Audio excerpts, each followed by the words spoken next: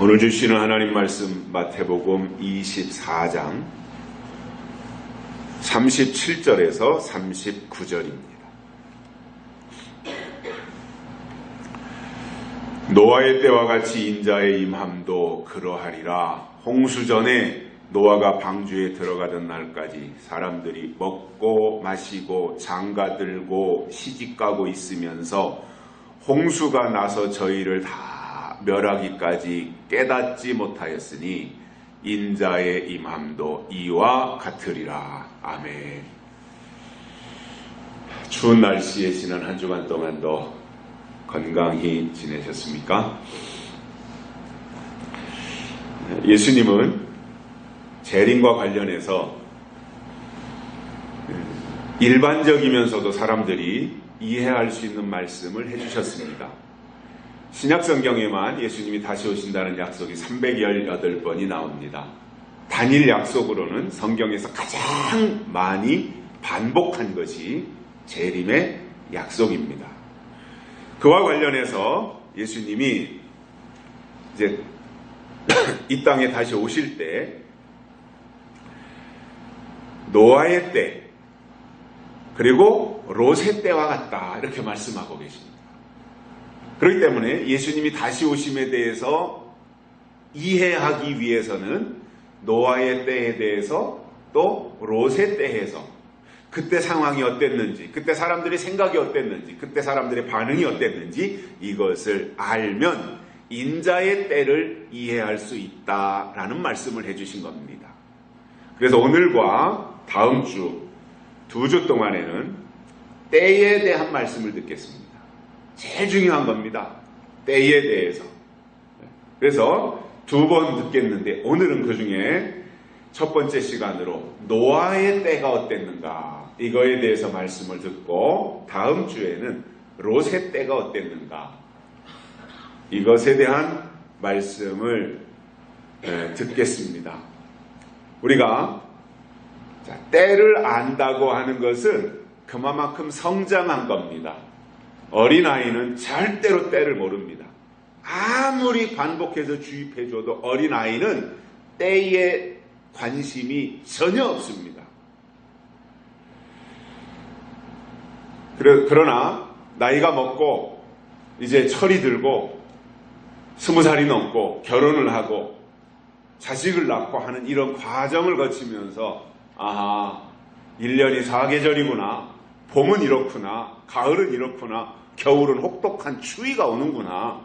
그러니까 그때그때 맞게 계절을 알고 계절에 맞도록 준비하며 살아야 되겠구나 하는 것을 이해하고 준비하는 것처럼 신앙도 똑같이 성숙한 신앙은 하나님의 때를 알게 되어 있고 그 때를 아는 사람이 준비할 수 있고 분별할 수 있게 된다는 말입니다. 제가 시골에서 아무런 존재감도 없이 무명으로 있지만 그러나 요한계시록을 가장 정확하게 그리고 성경적으로 알고 설명하고 있는 사람으로서 말씀을 드린다면 저는 단도직입적으로 때를 아는 것이 믿음이다 이렇게 말합니다. 이것이 계시록에서 설명하는 내용입니다. 때를 아는 게 믿음이고요. 때를 분별할 줄 아는 것이 하나님의 사람인 겁니다. 그래서 하나님이 하나님의 사람들에게는 때를 분별할 수 있는 영적 유전자를 주신 거예요. 내가 잘나서 분별하는 것이 아니라 하나님의 유전자가 나에게 왔기 때문에 나는 그 유전자에 의해서 하나님의 때를 분별하고 알고 대비하는 거예요. 오늘 본문에서 예수님은 재림의 때를 노아의 때로 설명을 하시기 때문에 노아의 때가 어땠는가 이것을 알고 믿어야 하는데 그때 사람들이 어떠했는지에 대해서 오늘 3가지를 깨닫고 은혜를 받겠습니다. 첫째로는 육신의 일은 때에 맞게 너무 잘했다는 거예요. 철저했다는 거예요. 38절에서 그렇게 말씀합니다. 홍수 전에 노아가 방주에 들어가던 날까지 사람들이 먹고 마시고 장가 들고 시집가고 이렇게 말씀하고 있습니다.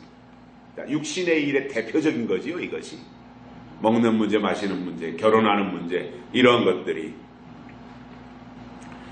그러니까 그들은 먹어야 될 때가 언제인지 알고, 아침 먹을 때구나, 저거면 저녁 먹을 때구나, 잘 때구나, 이제는 결혼할 정년기가 되었으니까 결혼해야 되는구나, 이런 것들을 알고 제때에 맞게 잘했다는 겁니다. 그것에 대해서는 철저했다는 겁니다. 그리고 이 먹는 문제, 마시는 문제, 잠자는 문제, 또는 결혼하는 문제, 이런 것들에 대해서는 아무 문제가 되지 않는다는 거예요. 결혼했다고 문제가 되고 밥 먹었다고 문제가 되고, 이거는 전혀 문제가 되지 않는다는 것을 전제하는 거예요, 지금. 왜냐하면 창세기에서 하나님이 천지를 창조하시면서 이런 말씀을 하십니다. 너는 생육하고 번성하고 땅에 충만하라, 이런 말씀을 하셨어요. 생육해야 된다, 번성해야 된다, 땅에 충만해야 된다. 그러면서 그들로 하여금 에덴 동산을 잘 관리하고 다스리는 권한을 하나님이 아담과 하와에게 위임해 주셨던 거예요. 그러니 땅에서 사는 날 동안 38절에 해당하는 이것은 당연한 거라는 거예요.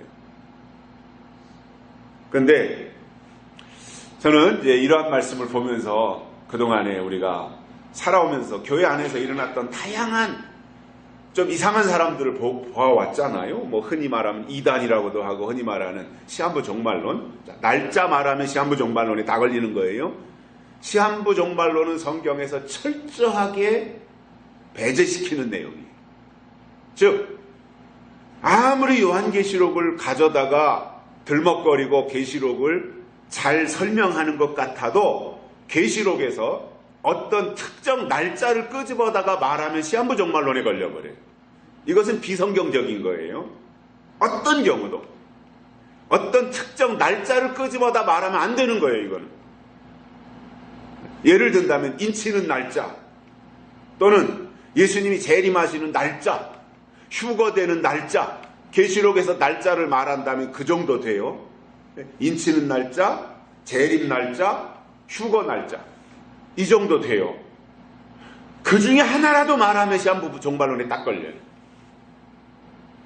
그거는 성경적이지 않다라는 건데, 가끔씩 우리가 주변에서 무리를 일으키는 시한부 종말론자들을 보게 되는데, 그리고 그들의 치명적 문제점들이 뭐라는 것을 발견을 하게 되는데, 그들의 주장을 보면 이런 거예요. 어떤 시한부 종말론이든, 재림 날짜를 말하든 휴거 날짜를 말하든 어떠한 시한부 종말론자들이든 막론하고 그들이 주장하는 가운데서, 야, 예수님이 다시 오실 때가 다 됐는데 무슨 학교를 다니느냐, 예수님이 다시 오실 때가 다 됐는데 무슨 장사를 해서 돈을 벌려고 하느냐, 예수님 맞이할 준비나 잘해라, 이렇게 말을 해요. 공통점입니다, 이거는. 그러니까 그렇게 하는 말만 들어보면 참 대단한 사람들 같이 보여요. 야, 예수님 맞이할 준비만 하는 거, 그게 어떻게 보면 결론이잖아요, 최고잖아요. 그런데 과정은 다 무시하는 거예요. 어제가 있었기 때문에 오늘 있는 거예요, 우리가. 그죠? 오늘 있으니까 또 내일을 기대하는 거예요. 이렇게 신앙이라고 하는 것은 어떤 점진적으로 발전해 가는 거예요. 후다닥닥 어느 날 한 번에 되는 거, 이게 신앙은 혁명이 아닙니다. 세상은 가끔씩 혁명을 일으켜요. 5.16 군사혁명을 일으키듯이 어떤 혁명을 일으켜서 나라를 바로 세우는 일을 해요. 근데 신앙은 혁명이 아니에요. 신앙은 뭐냐? 개혁이에요. 개혁은 삶 속에서 조금씩 변화시켜가는 게 개혁이에요. 혁명은 어느 날 갑자기 후닥닥 다 바꿔놓는 게 혁명이라면, 개혁은 조금씩 바꿔가는 거예요. 우리 사회는, 지금 대한민국이라고 하는 우리 사회는 개혁하는 사회인 거예요. 또 오늘 우리가 신앙생활하고 있는 이 신앙은 개혁이에요. 그래서 장로교 신앙의 핵심이 뭐냐? 개혁주의예요. 날마다 변화되어 간다 이거예요. 개혁주의. 그래서 그러한 신앙생활, 그러한 삶을 우리가 해 나가는데 그 과정을 무시하고 학교 가지 마, 돈 벌지 마, 장사하지 마, 다 문 닫아버리고 다 팔아버리고 그냥 예수님 맞이할 준비나 갖추고 있으면 돼 이렇게 말한다면 현실 도피주의자들입니다. 그건 신앙이 아닙니다. 대단한 현실 도피인데 착각하는 거예요. 다 자기들의 신앙이 최고인 것으로. 하나님은요 절대 우리의 삶의 현장을 무시하지 않습니다. 어떤 면에서는 삶의 현장에 충실하기를 성경은 우리에게 원하고 있습니다. 그래서 성경은 먹고 마시고 시집가고 장가들고 하는 것에 대해서 한 번도 책망하신 적이 없어요. 다만 문제는 그렇게 육신의 일을 철저하게 잘 하면서 더 중요한 하나님의 때, 하나님의 시간이 있다고 하는 것에 대해서 관심을 갖지 않은 채 육신의 일에만 몰두하고 있는 이것에 대해서는 예수님이 지적하고 계시다. 다시 말해서 땅에서 땅의 것을 위해서 애정을 쏟는 것만큼 더 중요한 하늘의 일에 대해서는 왜 무관심하냐? 그 말인 겁니다. 역설법을 쓰신 거예요, 지금. 그런 사람들을 봤습니다. 어떤 사람은 결혼한다고 하니까 지금이 어느 때인데 결혼을 하려고 하느냐? 주님 오실 때가 다 됐는데 무슨 결혼을 하려고 하느냐? 결혼하지 말고 주님 맞이할 준비만 갖추고 있어라. 이렇게 말하는 사람을 봤어요. 진짜 나쁜 사람입니다. 김정은이보다 더 나쁜 사람. 왜냐하면 인간의 기본권이라는 게 있어요. 그리고 하나님이 우리 이미 창세전에 에덴 동산에서 창조하실 때 우리에게 허락하신 기본권이라는 게 있어요. 그리고 우리에게 주신 자유라는 게 있어요. 그런데 그것을 박탈하는 거예요. 개인의 자유, 개인의 선택, 개인의 기본권을 박탈하는 거예요. 이거는 하나님이 허용하셨는데 감히 누가 그것을 박탈할 수 있습니까? 김정은이보다 더 나쁜 사람인 거죠.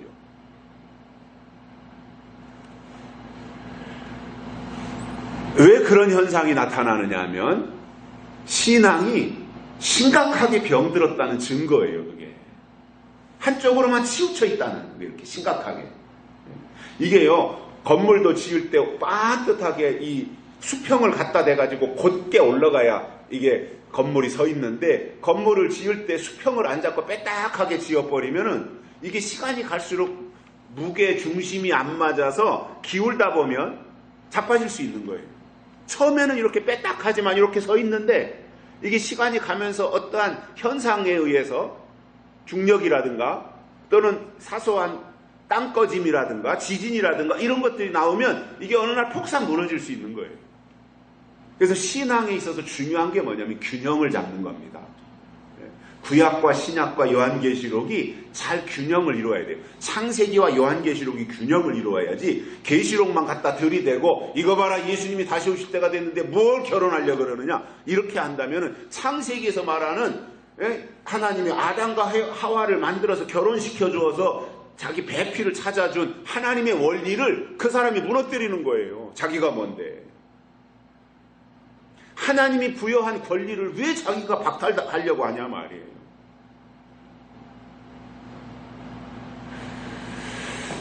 또 어떤 사람은 결혼해서 애를 낳으려고 하니까 야 지금이 어느 때인데 애를 낳으려고 그러느냐 애 낳아서 언제 뒤치다거리하고 개 키우냐 그 시간 동안에 주님 맞이할 준비를 해라. 야 대단한 신앙같이 보이잖아요.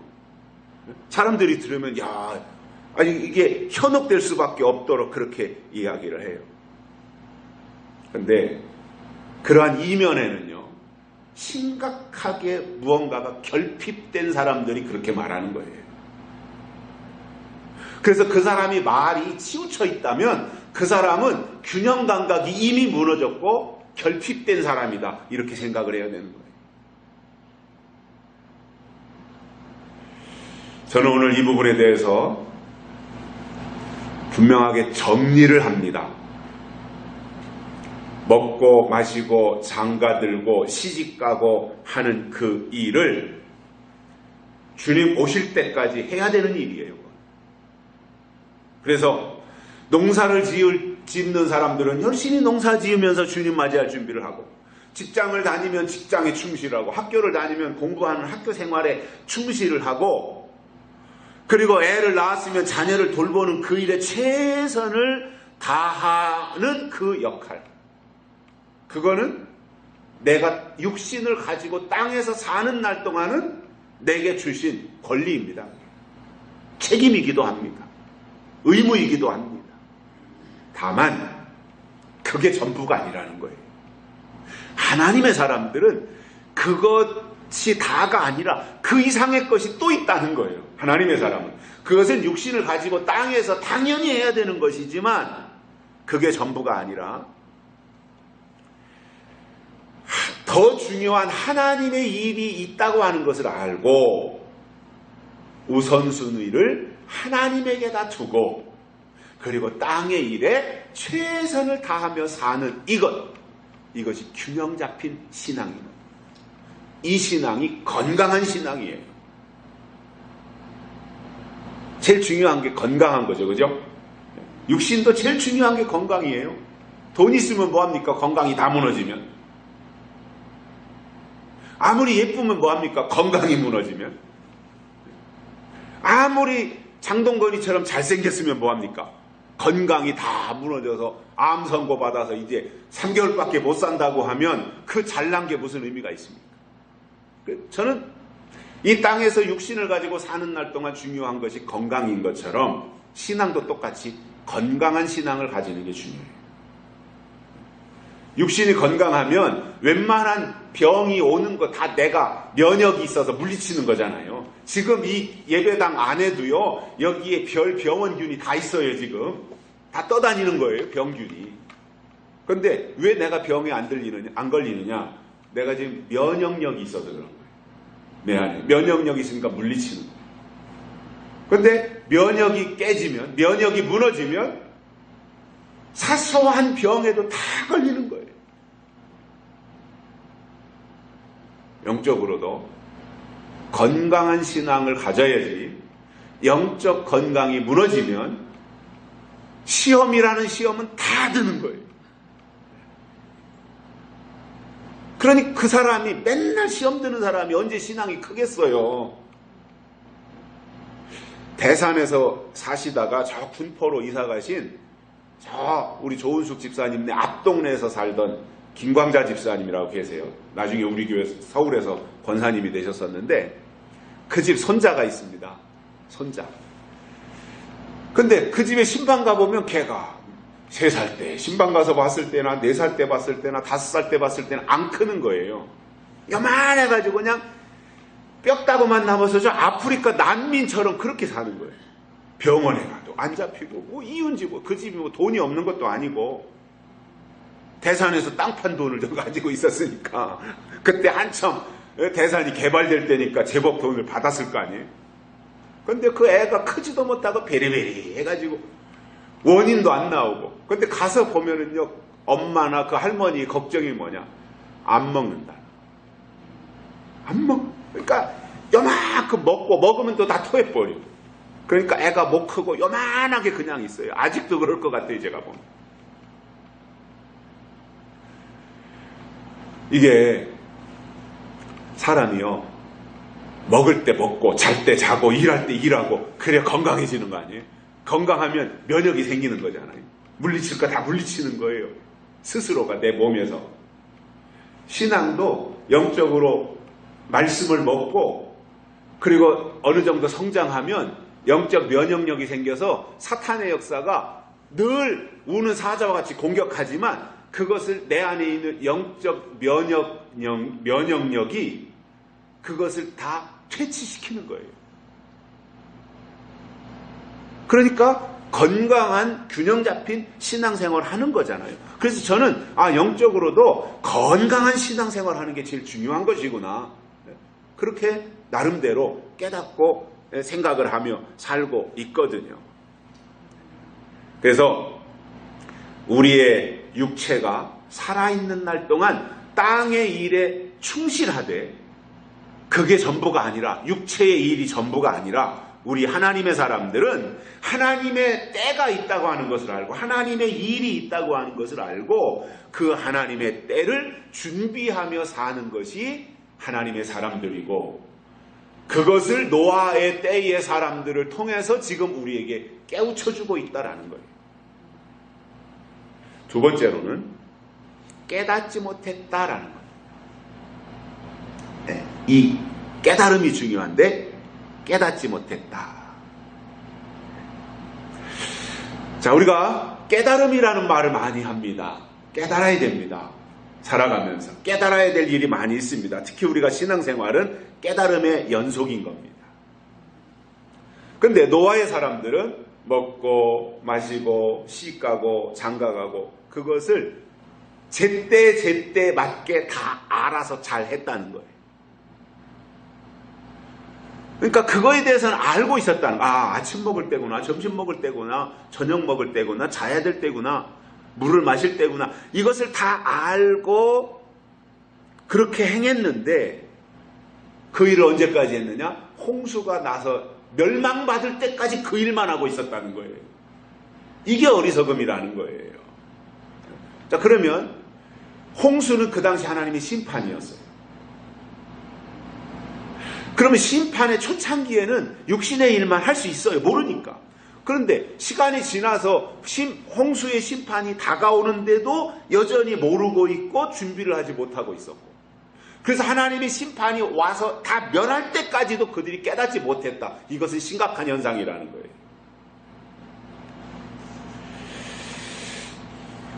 그래서 그 당시의 사람들은 육신의 일에 대해서는 잘했는데 하나님의 심판에 대해서는 알려고도 하지 않았고 노아가 말해줘도 그들이 들으려고 하지 않았기 때문에 깨닫지 못했다 이겁니다. 그러기를 홍수가 나서 다 멸할 때까지. 그러니까 노아라고 하는 이 사람은요, 방주 짓는 목적이 뭐예요 지금? 심판을 전제하고 방주를 짓는 거잖아요. 홍수의 심판이 온다라고 하는 것을 노아는 알기 때문에 피난처로서 방주를 짓는 거예요. 하나님이 그렇게 말씀하셨기 때문에 순종하는 거예요. 그러니까 노아는 방주 짓는 일을 열심히 하는 거예요. 왜냐? 그것이 홍수 심판을 이길 수 있는 유일한 길이기 때문에 열심히 방주를 짓는 거예요. 근데 사람들은 방주가 점점 지어져 가는데도 아무것도 알지 못했고 노아가 왜 방주를 짓는지에 대해서조차 관심이 없었다는 거예요. 그러니까 멸망당하면서도 그들이 깨닫지 못하고 있었다는 거예요. 결국 그 당시의 사람들은 노아가 하는 일이 하나님의 일이었다라고 하는 것을 알지 못했던 겁니다. 그리고는 노아가 이게 망령이 들어가지고 산꼭대기에다가 배를 짓고 있었다 이렇게 지금 핍박을 했던 겁니다. 자, 노아가 한 일을 보면 방주 짓는 일에 최선을 다합니다.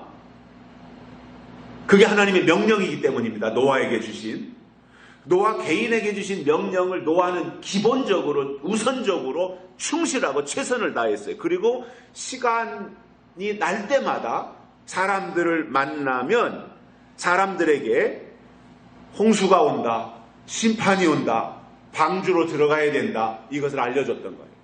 전도지요 이게. 그런데 문제는 뭐예요? 깨닫지 못했다는 거예요. 심판을 말하는데 심판을 깨닫지 못해요. 심판이 오고 있잖아요. 지금 방주가 만들어진다 만들어지는 것만큼 심판은 가까워지는 거예요. 방주가 다 완성되면 심판이 오니까. 그래서 방주를 처음 시작할 때는 100년이라고 하는 시간이 남아 있었지만 10년, 20년, 30년, 40년, 50년, 60년 이렇게 지나가면서 방주가 점점 나타나는 모습이 나타나는 것만큼 심판은 다가오고 있는 건데 그것을 사람들이 알지 못했다는 거예요. 자, 우리가 신앙생활하면서 지금 말씀을 듣고 있습니다. 우리의 신앙생활의 핵심은 하나님의 말씀입니다. 말씀을 떠나서는 우리의 신앙이 존재할 수 없는 것인데, 그러나 우리가 단순히 주일날 예배에 참여하는 이 신앙생활이라고 우리가 흔히 말하는 이 예배에 참여하는 이것이 전부다가 아니라 이 신앙생활 속에 들어있는 내용이 있잖아요. 심판이 온다. 또 예수님의 재림이 임박하다. 하나님의 나라가 이 땅에 임한다. 이러한 말씀을 깨달아야 된다라는 거예요. 왜냐? 깨달았다고 하는 것은 뭐예요? 아, 그렇구나 하는 것을 내가 이해했다는 거예요. 아, 그리고 그게 중요하구나. 이것을 알게 됐다는 거예요. 캐치했다는 거예요. 깨달았다고 하는 것. 그렇기 때문에 말씀을 듣고 깨달아야 그 말씀이 내 말씀이 되는 거예요. 깨닫는 게 중요해요. 그래서 교회에 나오면 설교를 듣잖아요. 말씀을 듣잖아요. 근데 그 말씀을 듣는 게 그냥 귀로만 듣고 스쳐 지나간다면 별 의미가 없지만, 그러나 설교를 듣는, 말씀을 듣는 그 시간을 통해서 그 말씀이 하나님의 영으로 임해서 내 심령 속에 크게 감동으로 내 말씀으로 내 속에 채워진다면 드디어 그것은 내 것이 되는 거예요. 그 깨달음을 통해서 그 말씀이 내 말씀이 되는 거예요. 여러분, 제가 살아가면서 보니까 그렇더라고요. 적어도 이 땅에 많은 종교들이 있잖아요. 고등 종교도 있고 하등 종교도 있습니다. 수준이 있는 높은 종교가 있는가 하면 하등, 맨 밑바닥, 저 고목나무 밑에 가서 이런 거 하는 거 있잖아요. 이건 하등 종교예요. 그럼 고등 종교는 뭐냐면은 가르침이 있는 종교를 고등 종교라 그래요. 뭔가 이렇게 가르침, 깨달음 이런 것들이 있는데 고등 종교고, 가르침이 없고 깨달음이 없이 그냥 자기 정성을 갖다가 바치는 곳을 하등 종교라 그래요. 자, 그러니까 고등 종교 하면 우리가 흔히 말하는 불교, 석가모니의 어떤 보리수나무 밑에서 깨달음이 있었잖아요. 그리고 그 석가모니가 깨달은 것을 통해서 가르침이 있잖아요. 불교에 포교를 하잖아요. 가르침이 있어요. 석가모니가 이렇게 말했습니다. 이 가르침이 있단 말이에요. 불교는. 그러니까 그 가르침을 통해서 깨닫는 거예요. 불교도 깨달음을 가르쳐요. 그래서 깨달으면 부처가 된다는 거예요. 아직 한 명도 부처는 안 됐지만, 그러니까 깨달으라는 거죠. 불교가. 유교도 마찬가지예요. 공자의 가르침을 전달해 주는 거예요. 그래서 깨달으라는 거예요. 공자님의 말씀을. 이게 유교고, 우리나라가 그동안 유교 조선시대로 조선시대에 가르쳤던 그 유교들 있잖아요. 지금 흔히 말하는 서산에도 향교가 있고, 해미에 가도 향교가 있고, 각 군, 시 이런 데 가면 그 마을에 향교가 있어요. 그 향교가 다 유교, 공자의 가르침을 설파했던 곳이 향교예요. 그 향교가 이제 나중에는 학교가 된 거잖아요. 그러니까 이렇게 뭔가 가르침이 있다는 거예요. 그래서 저는 이 고등 종교라고 한다면 그래도 불교나 유교 정도를 꼽는 거예요. 그런데 그것은 다 고등 종교라고 해도 불교도 사람이 만들었고 유교도 사람이 만든 거예요. 그래서 어떤 성인이라고 하는 석가모니, 부처 무슨 또는 공자, 맹자 이런 사람들에 의해서 뭔가 좋은 가르침들을 통해서 사람들을 깨우치는, 이것이 하나의 종교인데, 그러면 기독교는 종교 이상이잖아요. 왜냐? 종교는 사람이 만들어 놓은 가르침을 말하는 곳이에요. 근데 기독교는 하나님의 말씀을 가르치는 곳이에요. 그러니까 종교 위에 있는 게 기독교잖아요. 그래서 종교는 정신적인 것을 가르치는 게 종교예요. 근데 기독교는 영적인 것을 가르치는 거예요. 그러니까 종교 위에가 영적인 거예요. 훨씬 더 수준이 높고 차원이 높은 것이에요. 그러니까 불교도 깨달음을 말하고 유교도 깨달음을 말하는데 하물며 우리 기독교는 그 이상의 깨달음, 하늘의 신령한 것을 가르치니까 하늘의 것을 깨달아야 기독교의 신앙 경지에 도달하게 되는 것인데, 하나님의 말씀에 대한 깨달음을 내 말씀으로 깨달은 자가 살아가는 삶의 현장에서 하나님의 말씀을 내가 이렇게 깨달았고 하나님이 나를 이렇게 깨우치셨으니까 나는 이제부터 과거에는 이런 사람으로 이렇게 살았는데 나는 말씀을 깨닫고 보니까 하나님은 이렇게 살으라고 하시는구나. 이제부터는 나는 하나님의 뜻대로 이렇게 살아야 되겠구나 라고 어떤 가치관이 바뀌고 삶의 방향이 변화되어지는 것으로 나타나는 것이 진짜 깨달은 사람의 결과라는 거예요. 그래서 깨달음의 결과는 그냥 지식으로 그렇구나 하고 깨닫는 정도가 아니라 깨달은 결과가 행동의 변화로, 삶의 변화로 나타나는 것이다 이거지요. 이게 진짜 깨달은 것이에요. 자, 우리 교회가 여기 있습니다마는 우리 교회 옆에 무당이 2개나 있어요. 요 옆집에 있고 그 집도 두 집 옆에 또 개척 무당집이 생겼어요. 무당집을 개척했어요. 거기에 또 2군데가 있어요. 이 옆에 근처에 무당집이. 근데 무당을 보면 푸닥거리는 합니다. 뭐 장구치고 뭐 깽가리치고 하면서 뭐라고 뭐 으쌰으쌰 하면서 물러가라고 하고 이런 거는 하는데, 여러분 무당을 보면요 깨달음이 없어요. 거기. 왜냐? 가르침이 없는데 무슨 깨달음이 있어요. 무당은요 가르침이 없어요.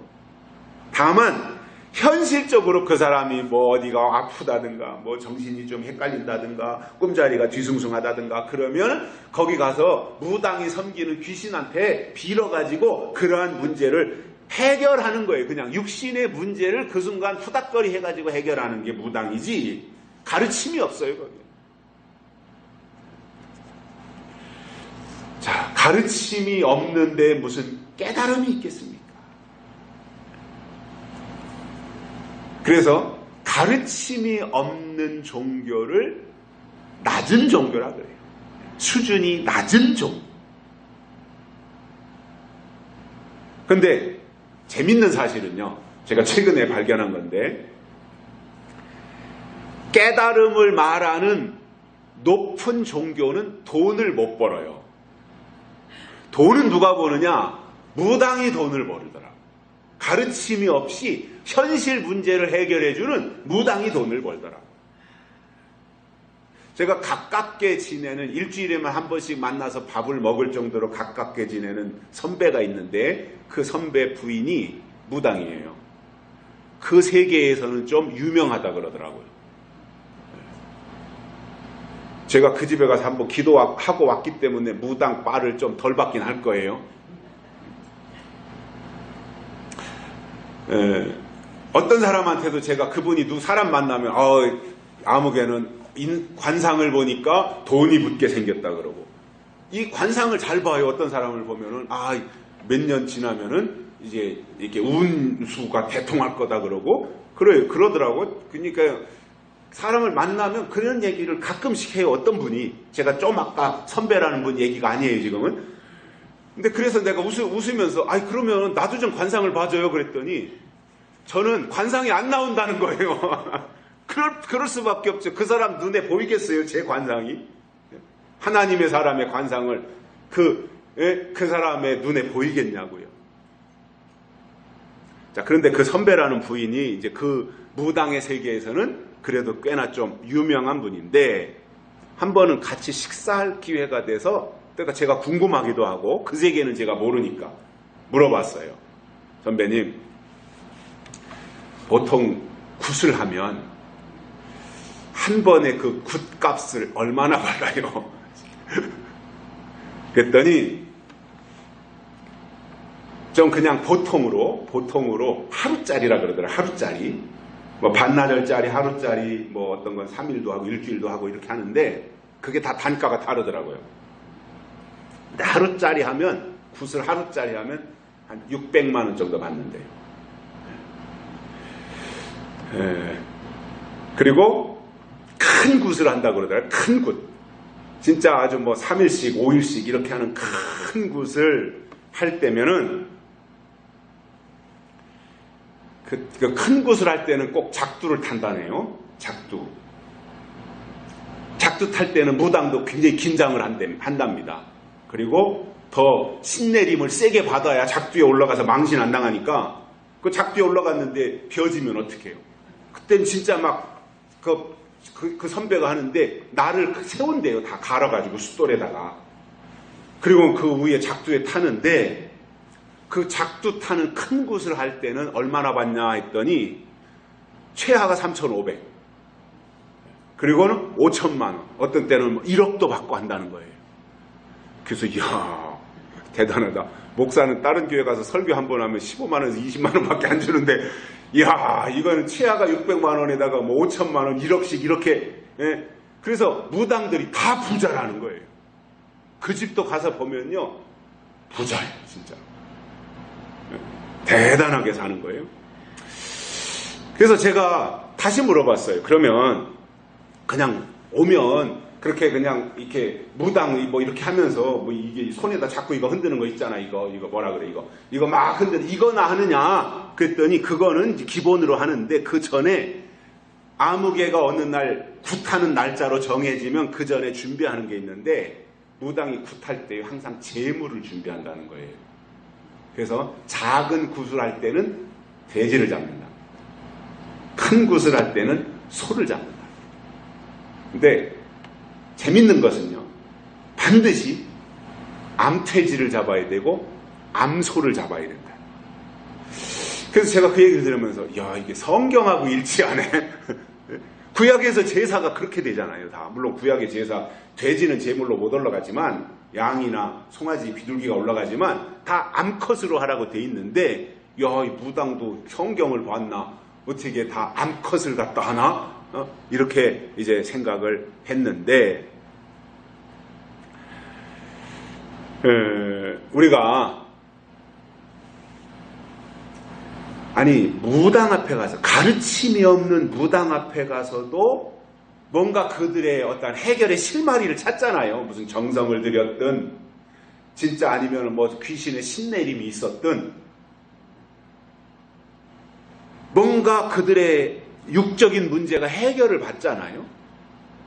그런데 하나님은 우리의 육신뿐만 아니라 영적인 것에 이르기까지 해결해 주시는 분이시고 기본적으로 영적인 것을 먼저 해결하시면 거기에 걸맞게 육적인 문제도 해결된다고 하는 말씀을 해주셨기 때문에 영적인 문제와 육적인 문제가 해결되어지는 그 전제 조건이 뭐냐면 하나님이 주신 말씀에 대한 깨달음이 있어야 된다 그거예요. 그래서 여러분 깨닫는 게 은혜입니다. 하나님은 우리를 깨닫게 하는 분이시라는 거예요. 그래서 우리가 은혜 받았습니다 이렇게 말하잖아요. 그게 뭐냐면 깨달았습니다 그 말인 거예요. 아 오늘 말씀을 통해서 내가 깨달았습니다. 그래서 정상적인 신앙은요 하나님의 명령과 하나님의 가르침이 반드시 있어요. 이게 올바른 신앙이에요. 그런데 지나간 가르침 말고 구약시대 아니잖아요. 지금 신약시대도 끝났잖아요. 그러면 지나간 시대의 가르침이 아니라 우리가 중요하게 생각하는 것이 예언의 말씀이기 때문에 예언의 말씀을 통해서 하나님이 앞으로 하실 일을 깨닫는 것, 이 깨달음이 우리 속에 있어야 되고 그 가르침이 우리에게 있어야 됩니다. 그래야 우리의 길이 열리는 겁니다. 그런데 노아 때 사람들을 보면 홍수의 심판이 지금 그들 앞에 막 엄습해 옵니다.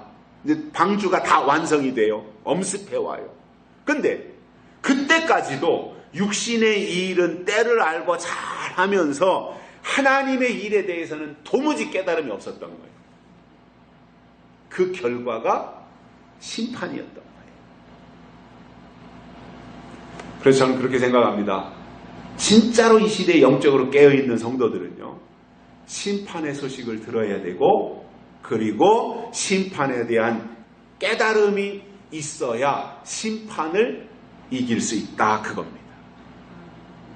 요한계시록에 보면 마지막 심판이 무엇이고 어떻게 심판하시고 무엇으로 심판하시고 언제 심판하시고 그 심판을 어떻게 이길 수 있는지에 대해서 다 말씀을 해주고 있기 때문에 그 말씀을 듣고 깨달으면 심판을 이길 수 있다라는 겁니다.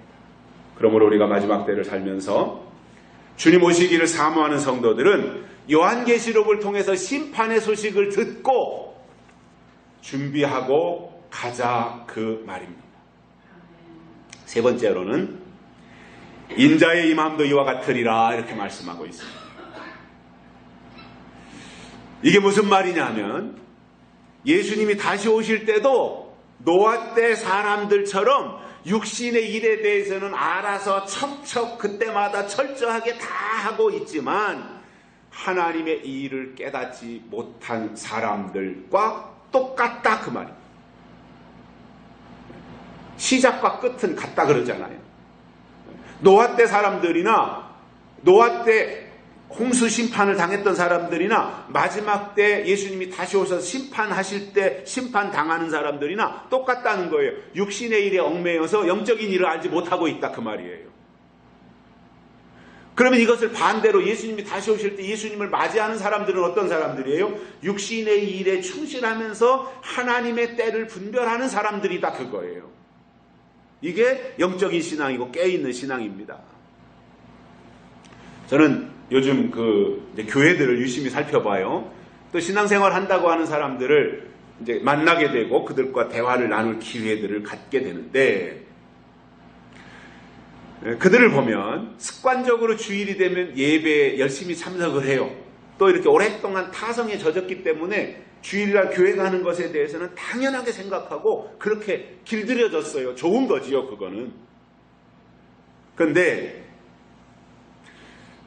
그러한 사람들 가운데서 하나님의 뜻을 깨닫고 하나님의 심판을 준비하는 사람들을 만난다고 하는 것이 그야말로 가뭄에 콩 나는 것보다 더 어려운 것 같아요. 지금 이 시대를 보면 주일날은 예배당으로 많은 사람들이 몰려가는데 정말 하나님의 때에 대해서 깨닫고 신앙생활하는 사람들이 거의 없는 시대를 우리가 살고 있습니다. 저는 최근에 우리나라가 대한민국이 아쉽게 안타깝게도 독재국가로 가는 모습들을 보고 있어요.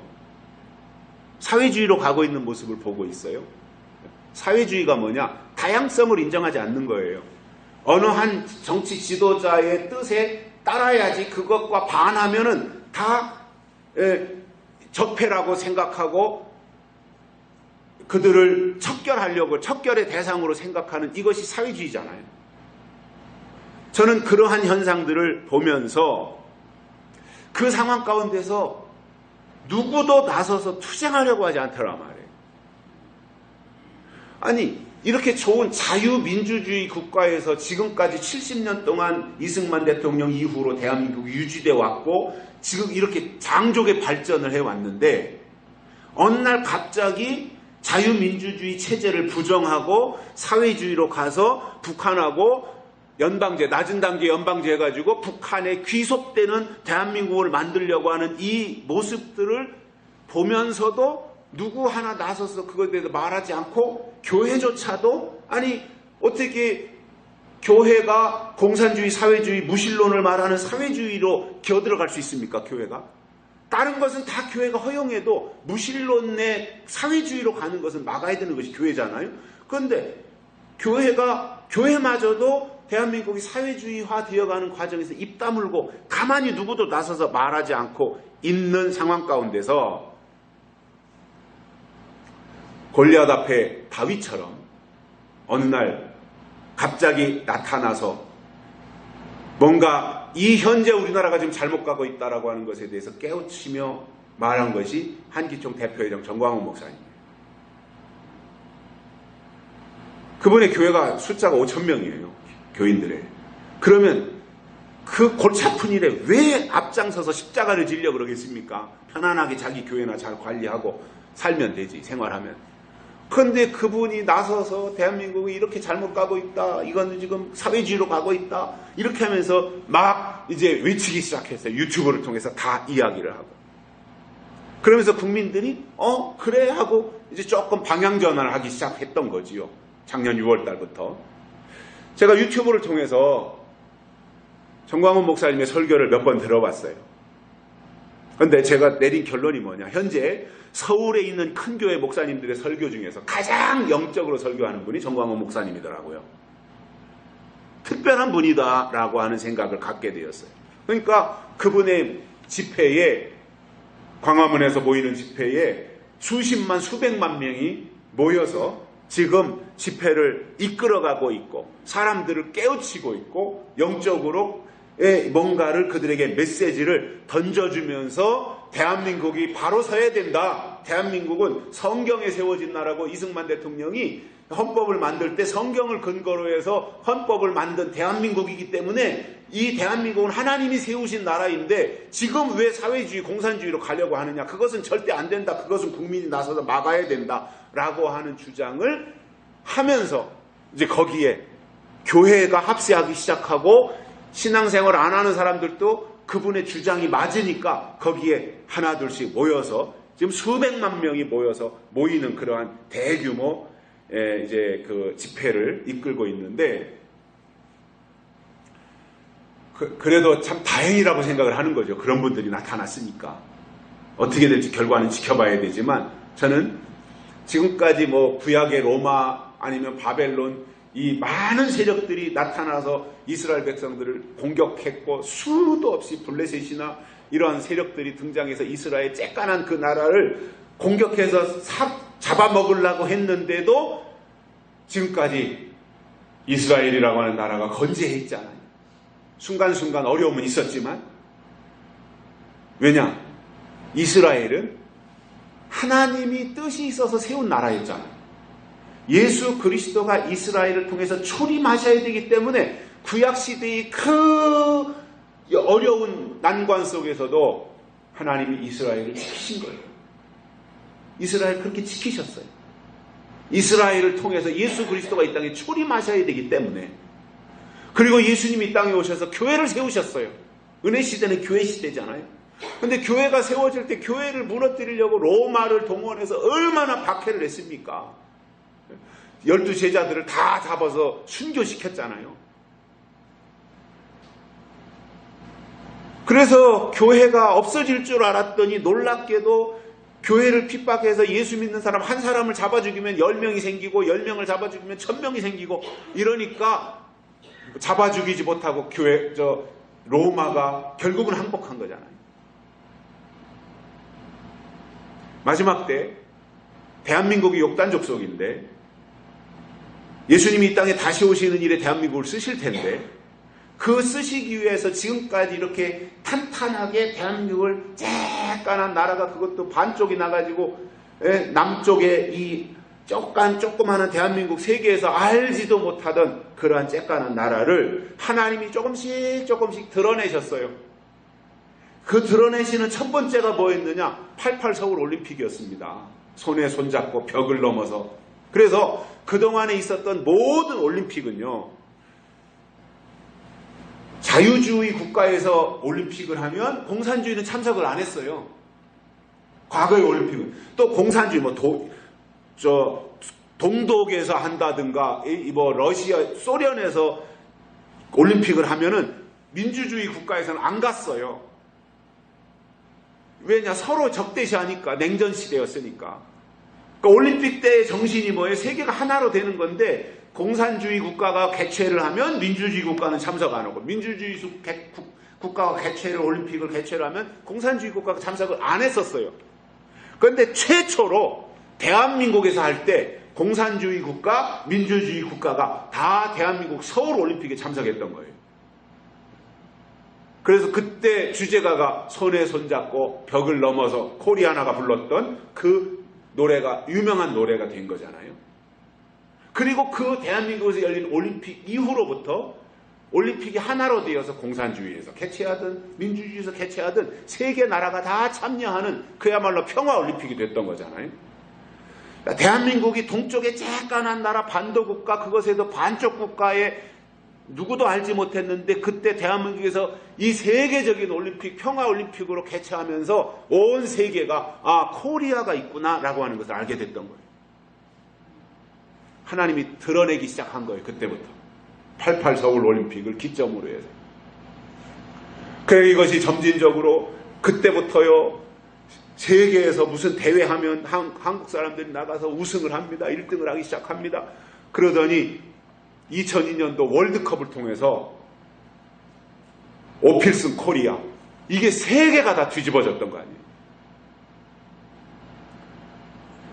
그러면서 한국이라고 하는 나라가 특별한 나라구나, 대단한 나라구나 하는 것을 다 알게 되었어요. 저는 2002년 히딩크가 이끄는 한국 월드컵에서 우리나라가 세계 4강을 했는데, 저는 히딩크가 잘했거나 우리나라가 잘해서가 아니라 하나님이 우리나라를 세계에 알리시기 위하여서 그렇게 사용하신 것이다, 그렇게 봅니다. 실력으로 그렇게 될 수가 없어요. 그렇게 해서 우리나라를 하나님이 이렇게 드러내셨어요. 왜 그렇게 했어요? 우리 민족을 통해서 하나님이 하실 일이 있는 거예요. 그렇기 때문에 절대 우리 민족의 대한민국에서 이 기독교가 무너지지는 않는다, 대한민국을 공산화시키는 그 일을 하나님이 허락지 않으신다. 왜냐? 이승만 대통령이 성경 위에 세운 나라가 대한민국이기 때문에 이것을 절대로 무너뜨릴 수가 없다라고 하는 생각을 저는 확신하게 가지고 있습니다. 그렇다고 해서 그건 하나님이 하실 일이니까 하나님이 알아서 하시고 우리는 그냥 관여 안 할게요, 이것이 아니라 우리가 열심히 지킬 걸 지키고 알 걸 알고 알릴 걸 알리면서 나가야 되잖아요. 김진홍 목사님이 그러더라고요. PR을 잘해야 된다. PR. PR. 그전에는 피할 것은 피하고 알릴 것은 알리자, 이게 PR이라 그랬거든요. 그런데 김진홍 목사님이 설교하면서 지금 현 상황을 열심히 알려야 되는데 PR을 해야 된다. 어떻게 PR이 뭐냐? 피 터지게 알리는 게 PR이라는 거예요. 그만큼 이제 막중한 책임이 우리에게 주어졌다는 거죠. 그래서 저는 이 시대를 살펴보면서 오늘 이 시대의 신앙인들이 육신의 일에는 참 계획적이고 철두철미하게 잘 하는데 주님이 이 땅에 다시 오시는 일에 대해서는 너무나 등한히 하고 있다라는 생각을 가지고 있습니다.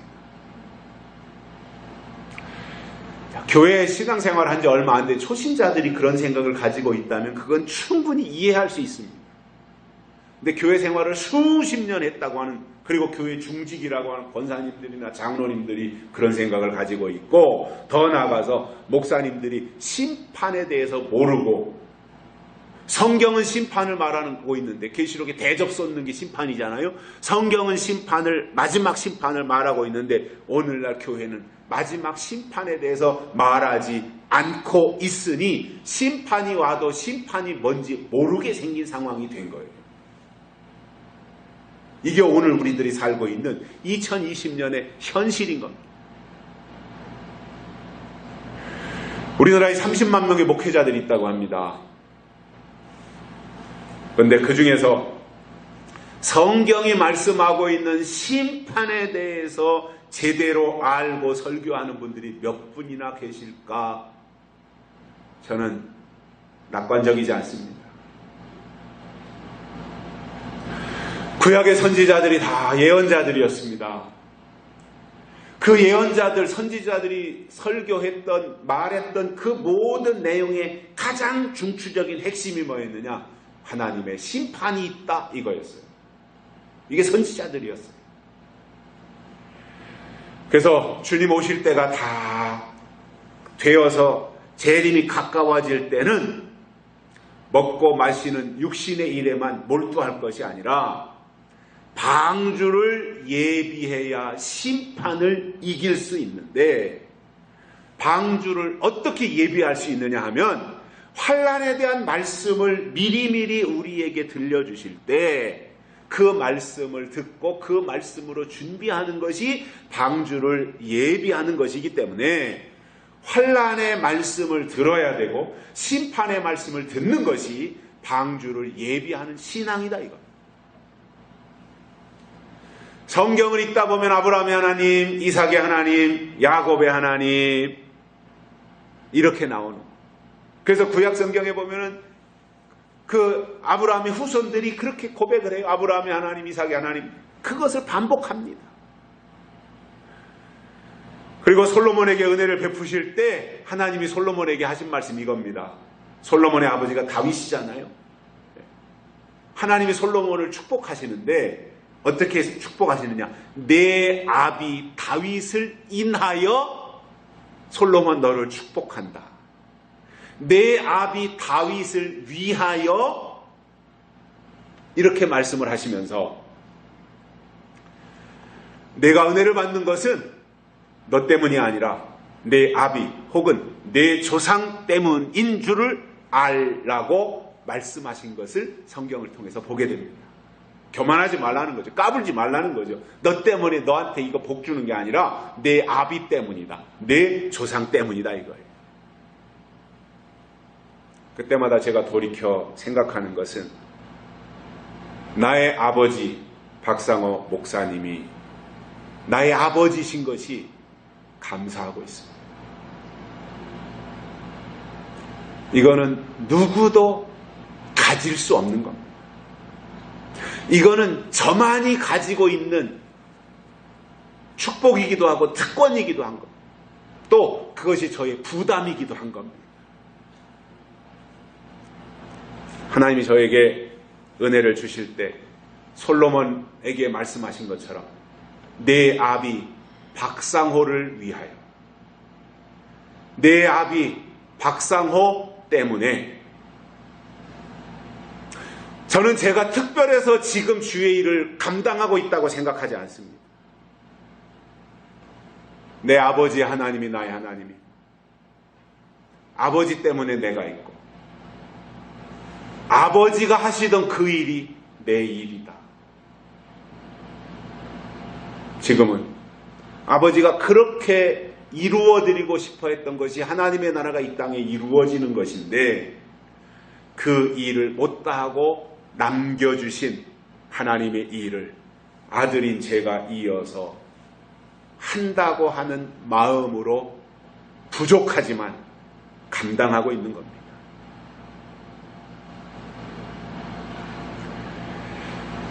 결론으로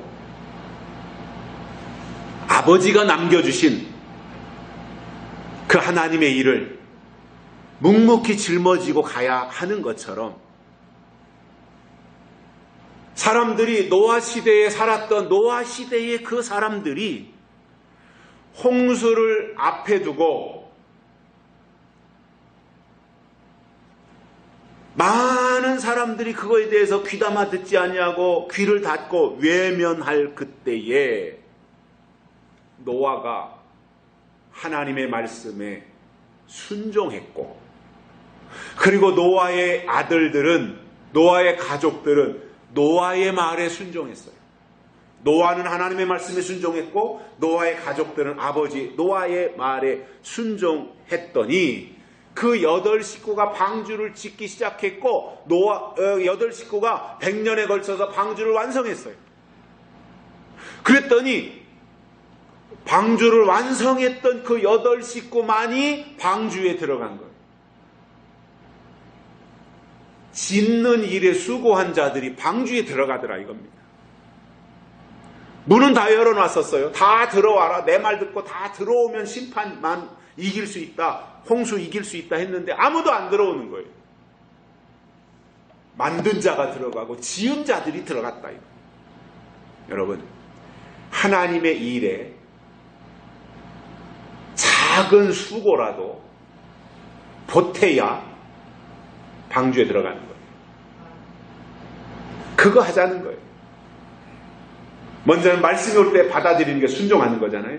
하나님이 말씀을 주실 때 순종하고, 그리고 순종의 증거가 그 하나님의 일에 작은 것이라도 보탬이 되자 이거예요. 점이라도 하나 찍고 막대기를 하나 갖다 받쳐놓고 잣나무 끌고 올 때 어깨에 수고를 해서 아리마대 요셉이 예수님 십자가 대신 짊어지고 갔듯이 우리가 정말 방주 짓는데 사람들이, 노아의 가족들이 잣나무를 베어다가 어깨로 일일이 다 끌고 갔을 거 아닙니까? 그렇게 해서라도 그 수고라도 하자는 거예요. 캄보디아 가니까 엄청난 큰 돌을 가지고 앙코르와트 그 옛날 성을 다 지은 거예요.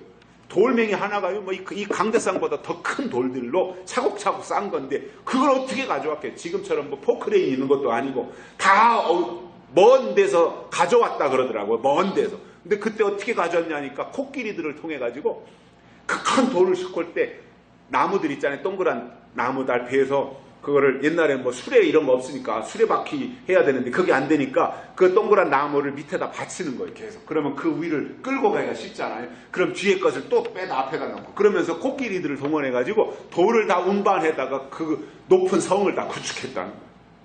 대단한 거잖아요. 저는 방주 지을 때도 그러지 않았겠는가. 왜냐? 잣나무로 지었는데 더운 지방에는 잣나무가 없거든요. 그러니까 추운 지방에서 잣나무를 가져갔을 테니까 저 서쪽에 있는 아라라산의 꼭대기에다가 방주를 지으면서 이쪽 동쪽에 있는 이 만주나 한국이나 이런 데 와가지고 잣나무를 다 가져다가 방주를 지었을 테니 그 수고가 얼마나 컸겠냐. 그것도 그냥 평지 바닷가에다 짓는 것도 아니고 산꼭대기까지 그걸 끌고 올라가서 방주를 지어야 되는 그 수고, 또 사람들의 핀잔, 이런 것들을 다 감수했던 거예요. 저는 중요한 하나님의 일을 이루는 데 있어서 많은 사람들이 동원된다고 보지 않습니다. 노아의 8식구가 방주를 지었고요. 야곱의 12아들이 이스라엘 나라를 만들었고요. 예수님의 12제자가 은혜 시대를 이루어내는 역할을 했던 것처럼 지금도 하나님의 마음에 맞는 소수에 의해서 하나님의 남은 일을 이루어 드릴 것이다, 이렇게 생각하기 때문에 영적으로 침몰해가는 이 시대 속에서 정말 오늘 이 말씀을 받는 모든 분들이 노아처럼 방주를 짓고 말씀을 주실 때 깨달음을 얻는 복된 믿음의 동역자들이 되시기를 주의 이름으로 축복합니다. 살아계신 하나님 아버지 감사합니다. 오늘 우리를 불러주시고 하나님의 말씀을 듣게 해주셔서 감사를 드립니다. 오늘도 우리가 말씀을 들었습니다. 이 말씀이 우리의 마음에 새겨지게 하시고 이 말씀이 이유가 되어져서 날마다 하나님의 말씀을 깨닫고 하나님의 가르침을, 하나님의 명령을 충실하게 이행하고 나아가는 저희들 되도록 축복해 주시옵소서. 노아 때 사람들이 그토록 간절하게 노아가 외치는 심판에 대한 소식을 누구 하나 귀담아 듣지 않았는데 노아의 가족들은 그럼에도 불구하고 하나님의 말씀을 경청하고 끝까지 방주를 만들어 그 방주를 피난처 삼아 거기에 들어갔고, 아담 이후로 지음받았던 사람들이 홍수심판에 다 멸망당했을 때 방주에 들어갔던 노아의 식구들이 다시 인류의 시조가 되어서 그들을 통해서 또 다른 인류가 번성하게 됐던 것처럼 하나님 오늘도 우리의 모두가 노아의 믿음으로 하나님의 명령을 받아서 이 시대에 하나님의 새로운 영적 혈통을 이어가는 저희들 되게 해 주옵소서. 다시 오실 예수님의 이름으로 간절히 기도드리옵나이다. 아멘. 465장 부르시면서 헌금 드리시겠습니다.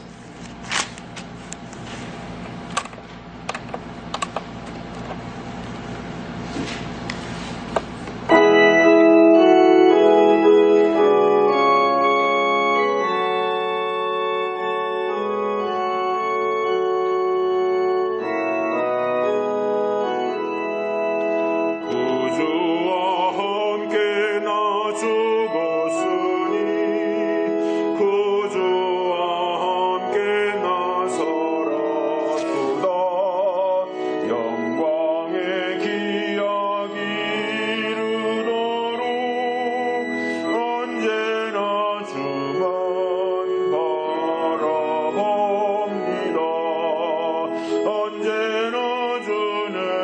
나를 사랑하사 언제나 새 생명 주시나니 영광의 기약이 이르도록 언제나 주만 바라봅니다. 4절여 내 몸의 약함을 아시는 주 못 고칠